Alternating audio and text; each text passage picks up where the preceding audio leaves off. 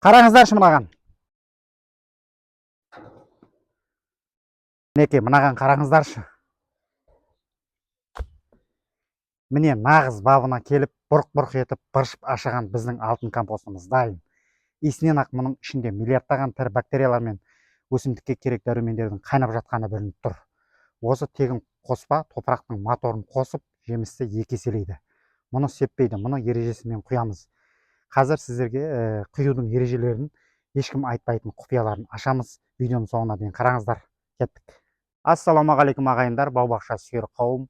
Көктем жаз шыққалы барлық бағбандарымыздың уайымы бақшамыздағы жеміс ағаштарымыздың өнімдері көп, жемістері төгіліп тұрса екен дейміз. Бірақ көп бағбандар маған пікірде жазып жатады. 5-6 жыл болды, алма ағашым өнім бермеді, енді түйнек салып еді, желмен түсіп қалды гүлдері деген көбірек комментариялар түседі. Тағы бір оқырманым жүзімнің жапырағын тот басып, алмұрттың жапырағы бүрісіп қалды деген сияқты сұрақтар қойып жатады. Ағайын, мұның бәрі жердің сорыққанынан, топырақтың құнары таусылғанынан. Ағашта адам сияқты қарны ашса, иммунитеті түссе, аурушаң болады, жемісін тастап жібереді. Бүгін мен сіздерге өз қолымызбен жасаған 10-15 күн бочкада бабына келіп быршып ашыған табиғи жанды тыңайтқышты қалай дұрыс құю керектігін бүге-шүгесіне дейін көрсетемін. Осы видеоны көргеннен кейін бақшаңызда мүлдем мәселе қалмайды. Көп адамдар айтып жатады, дүкенде химиялық тыңайтқыштар толып тұр ғой, соны неге салсақ болмай ма, сепсек болмай ма деген сұрақтар қояды. Болады, химиялық тыңайтқыштарды қолдануға болады, бірақ химия уақытша ғана әсер береді. Ол енді соңында жерді қатырып, жаңағы құнарлығын төмендетуі де мүмкін. Ал мына біздің бочкадағы қоспа нағыз жанды лаборатория. Естеріңізде болса, біз мұнда малдың қиын, тауықтың саңғырын қостық. Бұлар өсімдіктің бой көтеруіне, жапырақ жаюына керекті ең мықты азот базасы. Ішіне ағаш күлін салдық.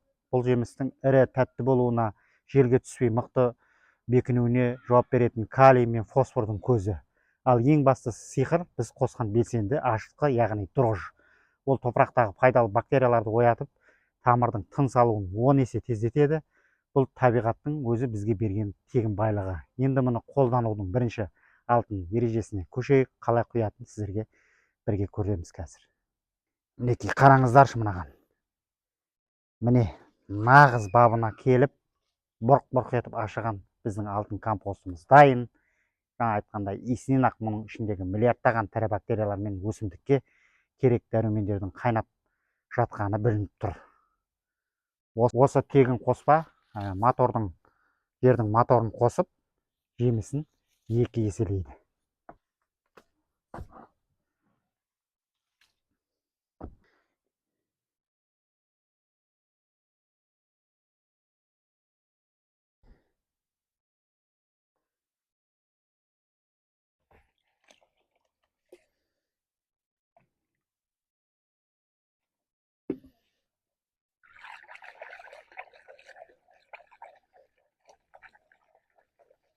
Міне көрермендер, жаңағы видеоның басында айтқан бақшаны құртатын қателік дәл осы жерде.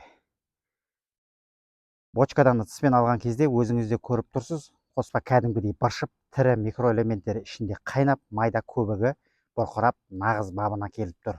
Иісі де, құнары да өте күшті.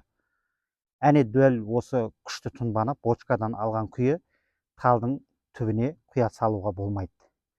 Ол кезде оның тамырын біржолата күйдіріп алып, өлтіріп алуыңыз мүмкін. Сондықтан да мұны сеппейміз, жаңадай өзінің ережесімен ғана араластырып құямыз. Есіңізде сақтаңыз, 1 литр дайын тұнбаға, ана 200 литрліктен 1 литр дайын тұнбаны алып, мынадай 10 литр таза суға қосамыз. Осылай асықпай, жақсылап араластырып, сұйықтықтың түсі кәдімгі мынандай, міне, қара шайдың түсіне келуі тиіс. Келуі керек. Көрдіңіздер ғой. Дәл осы консистенция өсімдікке ешқандай зиян келтірмейді. Қайта ең жұмсақ, ең сіңімді, әрі ең нәрлі азыққа айналады. Егер қияр, қызанақ сияқты бақша дақылдарына құятын болсаңыз, суды сәл көбірек қоссаңыз да болады. Енді көп жылдаған үлкен ағаштарға құятын болсаңыз, кішкене дозасын көбірек қылсаңыз да болады. Негізі өзінің ережесімен құйған дұрыс.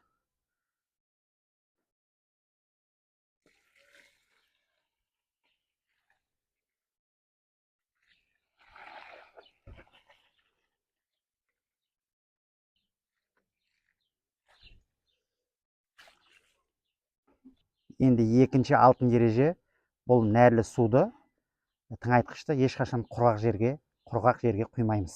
Міне қараңыздар, мен бұл алма ағашының түбін алдын ала кәдімгідей таза сумен жақсылап суғарып алдым. Топырақ дымқыл ылғал болып тұр. Енді осы ылғал жердің үстіне дайындаған 10 литрлік нәрлі шайымызды асықпай айналдырып, жаңағы көргеніңіздей құямыз. Діңіне тақап құймаймыз. Неге діңіне құймаймыз? Себебі ағаштың аузы оның діңінде емес, жан жаққа таралған кішкентай тамыршаларында.